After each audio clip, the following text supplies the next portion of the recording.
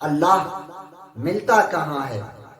اللہ جس طریقے سے آپ کو لوہا لینا ہو تو لوہا والے کے پاس جانا پڑے گا، لوہا ڈھونڈنے کے لیے لوہا والے کے پاس،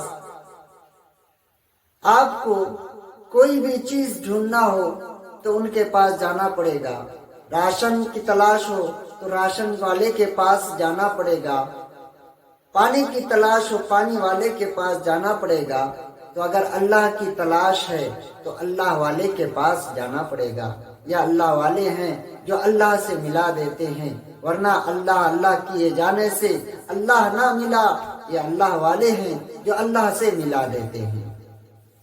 اس سے پہلے اگر آپ نے ابھی تک ہمارے چینل تاریخی واقعات کو سبسکرائب نہیں کیے ہیں تو جلدی سے سبسکرائب والی بٹن کو دبا کر بیل کو آن کر دیں۔ اللہ کس کو ملتا ہے اور اللہ کیسے ملتا ہے؟ اب ذرا غور کریں میرے دوستو عزیزو، اللہ کی محبت حاصل کرنے کے لیے اللہ والوں کی ضرورت پڑتی ہے۔ اللہ والوں کی صحبت میں رہنے کے بعد اللہ ملتا ہے۔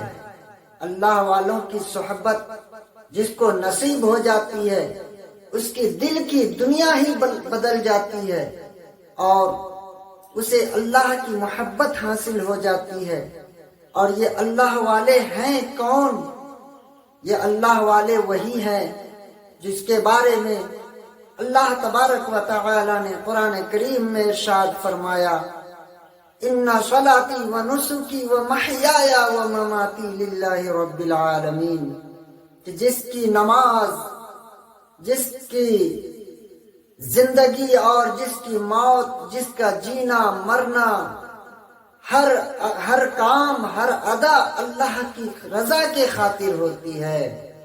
یہ اللہ والے کی پہچان ہوتی ہے۔ اور جب اس کا جینا مرنا، نماز، قربانیاں، ہر چیز اللہ کی رضا کے خاطر ہوتی ہے تو پھر اس کو دنیا کی کسی بھی چیز سے ڈرتا نہیں۔ لا خوف علیہم ولا هم یحزنون، اور قیامت کا بھی وہ کوئی غم نہیں کرتا، اسے کوئی خطرہ نہیں، لا خوف ہو جاتا ہے، لا خوف علیہم ولا هم یحزنون۔ اللہ ملتا کہاں ہے؟ اللہ جس طریقے سے آپ کو لوہا لینا ہو تو لوہا والے کے پاس جانا پڑے گا، لوہا ڈھونڈنے کے لیے لوہا والے کے پاس، آپ کو کوئی بھی چیز ڈھونڈنا ہو تو ان کے پاس جانا پڑے گا، راشن کی تلاش ہو تو راشن والے کے پاس جانا پڑے گا، پانی کی تلاش ہو پانی والے کے پاس جانا پڑے گا۔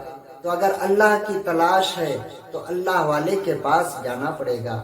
یا اللہ والے ہیں جو اللہ سے ملا دیتے ہیں، ورنہ اللہ کیے جانے سے اللہ نہ ملا۔ یہ اللہ والے ہیں جو اللہ سے ملا دیتے ہیں۔ میرے دوستو عزیزو، اللہ سے جب محبت ہو جاتی ہے، اللہ سے جب محبت ہو جاتی ہے نا تو انسان اتنا مست ہو جاتا ہے۔ ایک صحابی رسول تھا جو بکری چرایا کرتا تھا اور روزانہ آ کر کے مدینے میں صحابی سے پوچھتے تھے کہ آج کون سی قرآن کریم کی آیت نازل ہوئی، آج پیارے آقا نے کون سی نصیحت فرمائی، کون سی بات کہی، اور صحابہ اکرام ان کو بتایا کرتے تھے۔